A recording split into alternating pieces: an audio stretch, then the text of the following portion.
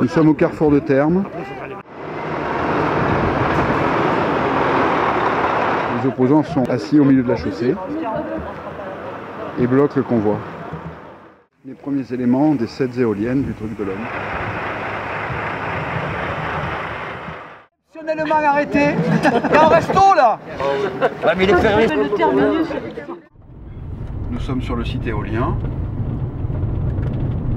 là où les mâts sont attendus.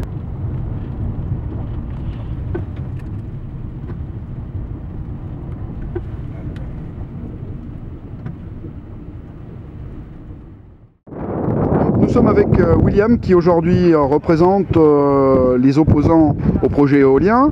Vous faites partie de ceux qui sont du côté du BESS. Alors ce qu'on peut dire déjà, c'est que vous êtes opposant à ce projet éolien et non pas à l'éolien en général. Ici, le projet concerne une zone de crête sur la Mangeride qui sera visible au moins à 70 km alentour. Donc je suis défavorable à ce projet, alors que certainement l'éolien industriel, peut-être de beaux jours dans des zones de friche industrielle. Ici on est dans un milieu remarquable, vous pouvez le constater. Donc on est dans une zone boisée qui a nécessité pas mal de déforestation pour implanter les 7 éoliennes.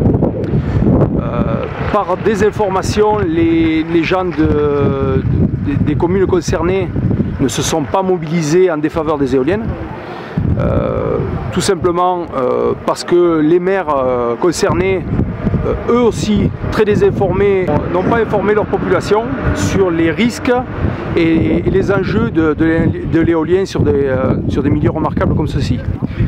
On n'empêchera pas le projet ira jusqu'à son terme désormais. On continuera les actions pour essayer de mettre à mal surtout le projet et quitte à le faire démonter par la suite.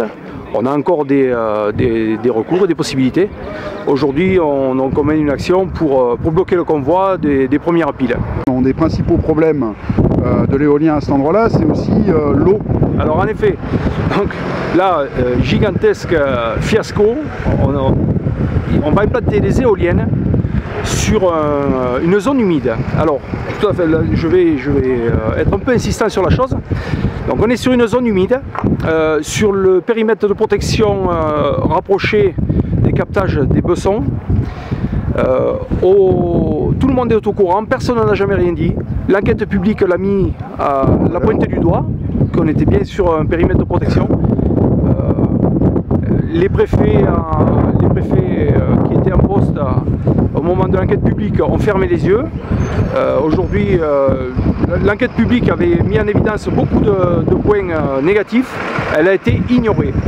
De plus, courant de l'été dernier, donc nous avons informé la mission interservice de l'eau de venir se rendre compte que les puits étaient pleins d'eau. La mise l'a constaté et a tout simplement déduit que c'était des eaux de surface, des eaux de ruissellement et qu'on n'était pas sur une zone humide. Par la suite, donc moi je me suis permis de prendre en photo des espèces remarquables, là-haut des drosera, des circes des marais, plein des sphènes qui sont au pied des éoliennes. J'ai envoyé des photos au Conservatoire des espaces naturels. Le Conservatoire des espaces naturels a refusé de venir constater qu'on était bien sur une zone humide en prétextant que la mise avait déjà fait son travail. Alors, en réalité, tout le monde est acheté. Alors qu'on se rende bien compte, parce que pour le commun des mortels, on se dit tiens, une éolienne c'est un mât, comment ça peut avoir une emprise sur l'eau? Quels sont les volumes un peu et les incidences? Ben, concrètement, le volume à vue d'œil, c'est le volume d'une fondation, c'est 20 mètres, au moins 400 mètres carrés par 6 mètres de profondeur. Faites les comptes, ça fait un volume énorme qui a été rempli de béton. qui chamboule l'écoulement complet. Écoutez, les agriculteurs aujourd'hui, on leur empêche de faire une rase sous prétexte de changer l'écoulement de l'eau et d'assécher les nappes phréatiques. Aujourd'hui, on va implanter 7 éoliennes avec des mouvements de terrain énormes et on devrait accepter ça. Les agriculteurs ont tous les mal du monde à pouvoir assainir leurs parcelles et travailler dans des conditions décentes. Aujourd'hui, lorsque l'argent parle, on laisse faire tout et n'importe quoi. Voilà, les industriels ont tout le pouvoir et c'est à partir du moment où ils ont l'argent, on ne fait plus rien. Merci.